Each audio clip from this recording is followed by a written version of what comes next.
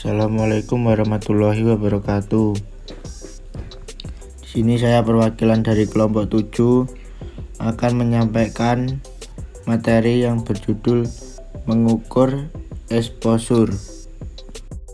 Anggota dari kelompok 7 atau Ila Muhammad dengan NIM terakhir 235, Nilna Salma dengan NIM terakhir 248, Zita Bella Putri Rahayu dengan NIM terakhir 259, dan Muhammad Hafid Amrullah dengan NIM terakhir 266.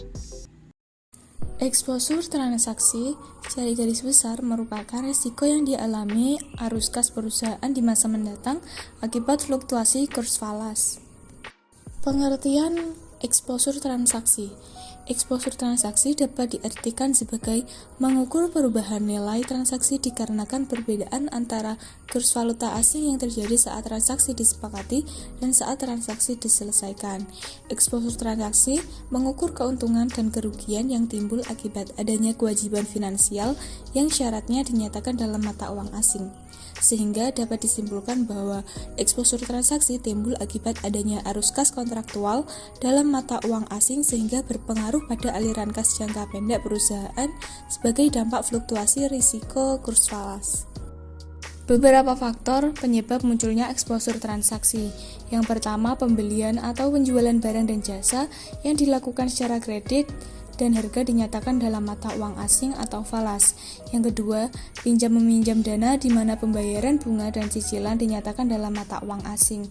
Yang ketiga, memperoleh aktiva ataupun mendapat kewajiban yang didominasi dalam falas. Yang keempat, berada dalam suatu kontrak forward yang tidak jadi. Pengukuran exposure transaksi dapat dilakukan melalui dua tahapan. Yang pertama, menghitung proyeksi pendapatan dan pengeluaran dalam setiap mata uang tertentu dalam periode waktu tertentu. Misalnya periode 1 bulan, 3 bulan, 6 bulan, atau 12 bulan. Yang kedua, menghitung keseluruhan exposure dari setiap pendapatan dan pengeluaran bersih. Kedua tahapan ini dilakukan dengan mempertimbangkan faktor penentu, di antaranya pertama, besaran nilai receivable atau payable yang akan diterima dari setiap valuta asing. Yang kedua, potensi dari tingkat fluktuasi atau volatilitas pergerakan dari masing-masing mata uang falas. Yang ketiga, korelasi antara fluktuasi falas yang bersangkutan. Teknik lindung nilai atau hedging pada exposure transaksi. 1. Lindung nilai futures atau futures hedge. Kontrak futures memperbolehkan perusahaan MNC untuk mengunci nilai mata uang tertentu di mana perusahaan dapat membeli atau menjual mata uang tertentu. Oleh karena itu, perusahaan dapat melakukan lindung nilai atas hutangnya dalam mata uang asing. 2. Lindung nilai forward atau forward hedge. Kontrak forward digunakan untuk menetapkan kurs masa depan yang digunakan perusahaan MNC untuk membeli atau menjual suatu mata uang. 3. Lindung nilai pasar uang atau money market hedge. Lindung nilai pasar uang melibatkan mengambil posisi di pasar uang untuk melindungi hutang atau piutang di masa depan. Perusahaan dapat meminjam atau meminjamkan dalam mata uang asing untuk lindung nilai piutang atau hutang mata uang asingnya dengan cara mengaitkan aset dan kewajibannya dalam mata uang yang sama. 4. Lindung nilai opsi mata uang atau currency option hedge. Lindung nilai opsi mata uang memberikan pilihan untuk perusahaan dalam hal membatasi risiko penurunan sekaligus menjaga potensi kenaikan nilai opsi. Hedging alternatif untuk mengurangi exposure transaksi. 1. Leading dan lagging.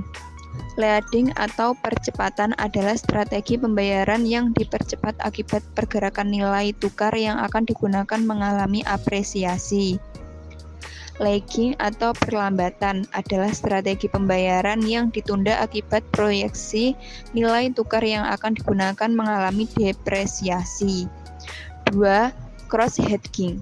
Lindung nilai posisi terbuka dalam suatu mata uang memakai mata uang lain yang mempunyai korelasi tinggi dengan mata uang pertama. 3. Diversifikasi valuta. Kondisi di mana arus kas dalam falas akan relatif stabil bila tidak memiliki korelasi kuat dan positif terhadap mata uang domestik.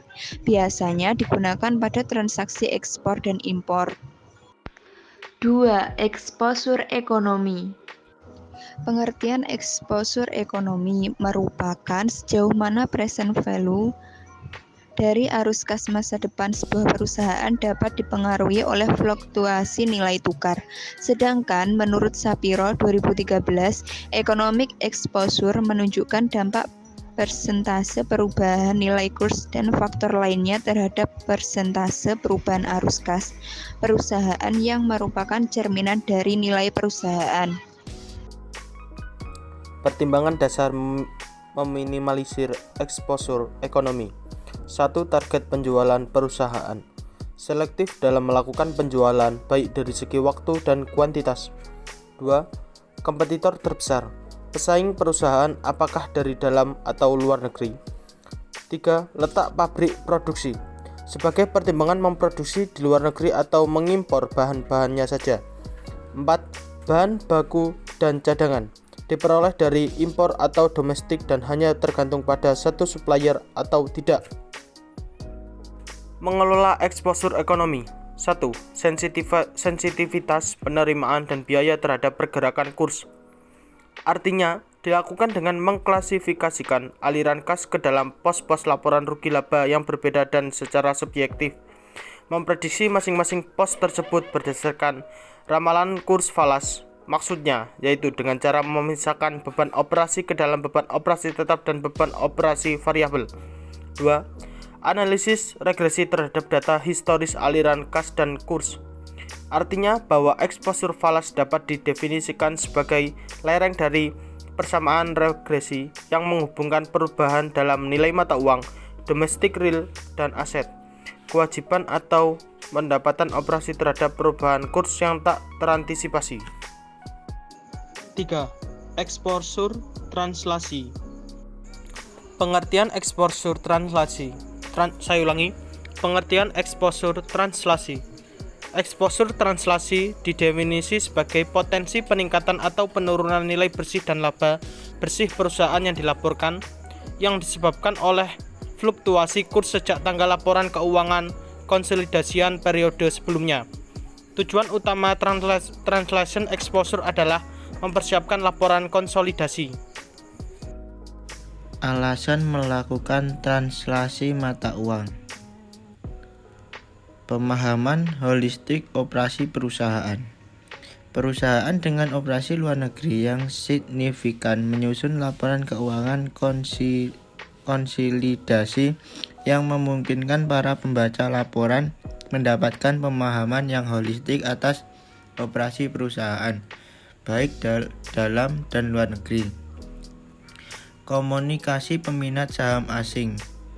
Laporan keuangan yang sudah dikonversi akan merangsang investor untuk menanam saham pada perusahaan. Mencatat transaksi mata uang asing. Transaksi falas terjadi saat suatu perusahaan membeli atau menjual barang dengan pembayaran dalam bentuk falas, atau ketika perusahaan meminjam atau meminjamkan dalam bentuk falas. Mempersiapkan laporan keuangan.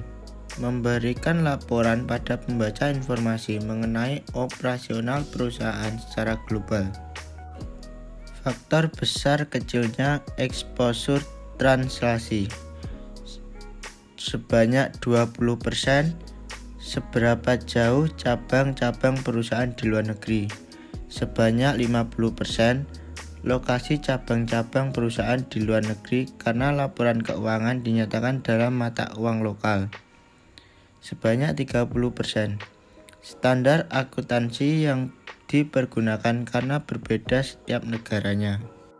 Mengelola exposure translasi. Metode current rate.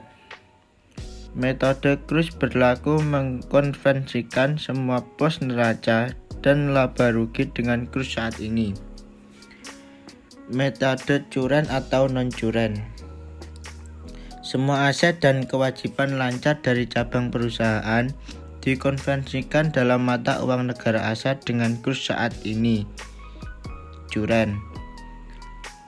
Aset dan kewajiban tidak lancar dikonversikan pada kurs histori, yaitu kurs yang aset diperoleh atau saat kewajiban terjadi, atau non-curen. Metode temporal,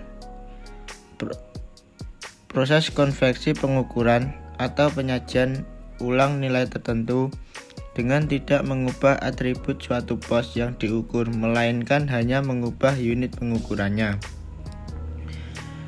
Metode monetary atau non-monetary. Aset dan kewajiban moneter dikonversikan pada kurs saat ini. Aset non-moneter dikonversikan pada kurs histori.